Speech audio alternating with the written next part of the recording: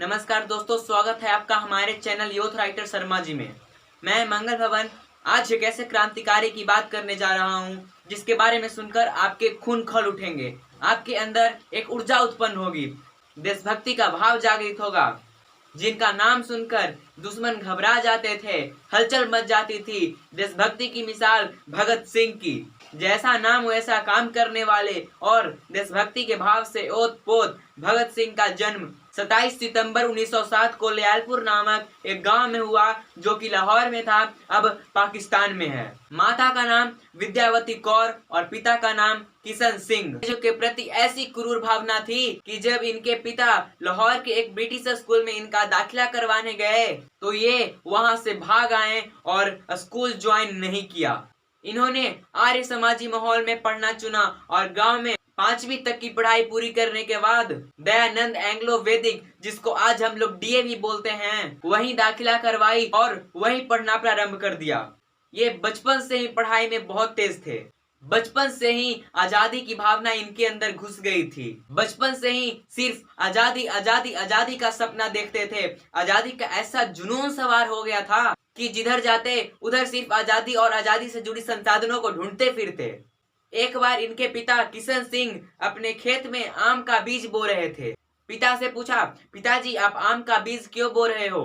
पिताजी ने जवाब दिया, बेटा ये बड़ा होगा, इसमें ढेर सारे आम लगेंगे। फिर उन्होंने जो जवाब दिया वो आपको जरूर सुनना चाहिए। उन्होंने कहा, फिर तो मैं बंदूक बोऊंगा, फिर इसमें बंदूक लगेंगे और फिर मैं अंग्रेजों को भगाऊंगा। इनके पिताजी जवाब सुनकर दंग रह गए और निरुत्तर होकर घर चले गए। गांव में एक पुरानी कहावत कही जाती है कि पूत के पांव पालने में ही दिख जाते हैं। बचपन के ऐसे कारनामों, बचपन के इनके व्यवहारों को देखकर लोगों को यह आभास हो गया था कि यह बालक वीर, धीर और निर्भीक है। यह बड़ा होकर जरूर अपने देश का, अपने गांव का, अपने माता पिता का नाम रोशन करेगा और इसका नाम जन्मों जन्मांतरों तक याद रखा जाएगा। तब तक जब तक सूरज चांद रहेगा, अमर भगत सिंह का नाम रहेगा। कई सदियों में ऐसा एक बार होता है जब एक वीर पुरुष इस धरती पर जन्म लेकर इस धरती को कृतार्थ करता है और ये उन्हीं में से एक थे। 14 वर्ष की उम्र में जब 13 अप्रैल 1919 को जलियांवाला बाग कांड हुआ, तब इनके मन को गहरा ठेस पहुंचा। इतनी छोटी सी उम्र में, जिसको हम लोग मनोरंजन की उम्र कहते हैं, टीन एजर्स कहते हैं, उसी उम्र में इस कांड के बारे में सुनकर ये अपने गांव से 40 किलोमीटर दूर पैदल चल दिए और जब वहां पहुंचे तो ये दृश्य उनके आंखों के भीतर न जा सकी और आंसू बनकर बाहर निकल गई। ये वहां से खून वाले मिट्टी को एक बोतल में डालकर घर ले आए। घर लाके बहुत ही सुन्न हो गए। इनकी बहन ने जब इनसे पूछा, क्या हुआ, इतनी देर क्यों हुई घर आने में, तब इन्होंने जवाब दिया उस बोतल की ओर देखते हुए, ये मेरे उन शहीदों का खून है, ये मेरे देशवासियों का खून है, मैं इसका बदला अंग्रेजों से जरूर लूंगा। और बहुत ही छोटी उम्र में भगत सिंह महात्मा गांधी जी के साथ असहयोग आंदोलन में जुड़ गए और बहुत ही बहादुरी के साथ ब्रिटिश सेना को ललकारा। तभी अंग्रेजों ने लाला लाजपत राय की मृत्यु करवा दी, जिससे भगत सिंह के मन में और क्रोध उत्पन्न हुआ और इन्होंने लाला लाजपत राय के मृत शरीर के सामने यह वचन लिया कि मैं इसका बदला अंग्रेजों से जरूर लूंगा। और अगले ही दिन वे सुखदेव और राजगुरु से मिले और तीनों ने मिलकर एक प्लान बनाया और लाहौर पुलिस हेडक्वार्टर को घेर लिया। और जैसे ही सैंडर्स, जो कि वहां का एक अधिकारी था, अंग्रेजों का, ब्रिटिश सरकार का एक अधिकारी था, वहां से बाहर निकला तो तीनों ने उस पर गोलियां चला दी और वहां से भाग निकले। अब धरपकड़ शुरू हो गई थी। ये तीनों छुपते छिपाते वहां से भाग निकले और जाकर कोलकाता जा पहुंचे। ब्रिटिश सरकार के मजदूर विरोधी नीतियों से ये बहुत ज्यादा परेशान थे। ये लगातार आवाज उठा रहे थे पर ब्रिटिशर सुन नहीं रहे थे। ये तीनों ने मिलकर एक और प्लान बनाया, एक लो इंटेंसिटी का बम लिया और कुछ पर्चे लिखे और अचानक सेंट्रल असेंबली में पहुंच गए।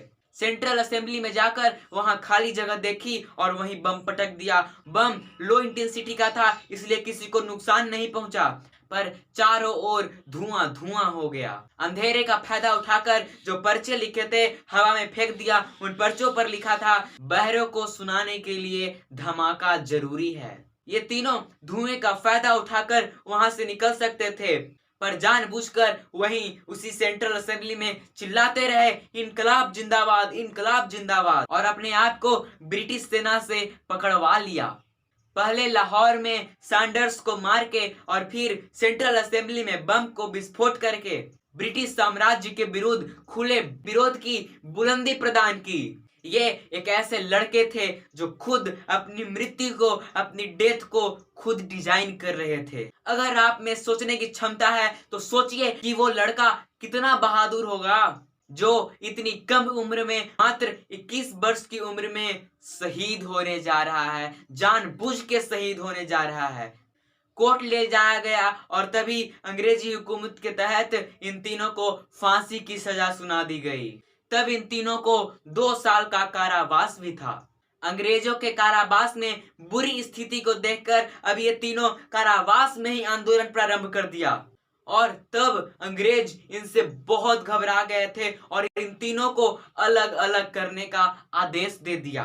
अलग होने के बाद ये 64 दिनों के लिए अन्न जल त्याग पर चले गए। 64 दिनों में ये बहुत ही दुबले पतले हो गए थे। तब भी कारावास में भी एक ही नारा लगाते थे, इनकलाब जिंदाबाद। अंग्रेजों को इनके जिद के सामने, इनके सामने घुटने टेकने पड़े। भगत सिंह एक अच्छे वक्ता, लेखक व पाठक भी थे। उन दिनों ये कारावास में ही लेख लिखते थे और कहते थे कि अंदर भी आंदोलन चलाऊंगा और लेख लिख के बाहर भी। उन दिनों ये बिल्कुल सोशलिस्ट फॉर्मर हो गए थे। देखते ही देखते इन्होंने 3000 पन्ने लिख डाली और सबको बाहर भेजने लगे। 24 मार्च 1931 को इनकी फांसी की तारीख मुकद्दर की गई थी, जो कि अब करीब आ गई थी। जब इनसे इनकी आखिरी इच्छा पूछी गई तो इन्होंने मुस्कुराते हुए कहा कि मैं लेनिन की पूरी बायोग्राफी पढ़ना चाहता हूँ। देश भर में इस तारीख की खबर बढ़ने से ब्रिटिश सरकार पर प्रेशर बन रही थी। वो ये सोच रहे थे कि इतनी भीड़ आने वाली है, कहीं दंगा ना हो जाए। इतिहास में ऐसा पहली बार हो रहा था कि फांसी का समय सुबह का होता है, पर इन तीनों की वजह से तारीख के एक दिन पहले ही, यानी कि 23 मार्च 1931 को आनन फानन में इनको रात को बुला लिया गया और कहा गया कि तुम सबको अभी ही फांसी दी जाएगी।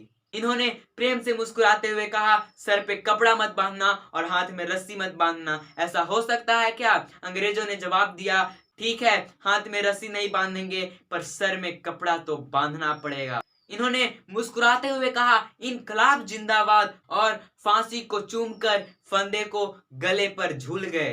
गर्व है मुझे कि मैंने इस देश में जन्म लिया जहां अमर शहीद भगत सिंह आए थे। क्रांति वीरों की जब भी बात होगी तो भगत सिंह का नाम सबसे ऊपर होगा। गुलाम देश की आजादी के लिए 23 वर्षीय नौजवान भगत सिंह ने अपनी पूरी जवानी तथा संपूर्ण जीवन देश के नाम कर दिया। पर यह कहते हुए दुख होता है कि आज तक हम सब उनके लिए राष्ट्रपुत्र की उपाधि नहीं दिला सके। हमारे गांधी जी को राष्ट्रपिता माना, फादर ऑफ नेशन माना, मुझे कोई तकलीफ नहीं है, मगर क्या भगत सिंह को हम राष्ट्रपुत्र की उपाधि नहीं दिला सकते? आज एक नौजवान के लिए विनती कर रहा है, यह उम्मीद कर रहा है कि यह वीडियो उस संसद तक पहुंचे, उन 545 सदस्यों तक पहुंचे जो इस देश की तकदीर लिखने के लिए बैठे हुए हैं संसद में। ये विनती कर रहा हूं कि भगत सिंह को राष्ट्रपुत्र की उपाधि घोषित कर देनी चाहिए। जय हिंद, जय भारत, वीर जवान भगत सिंह अमर रहे, अमर रहे, अमर रहे।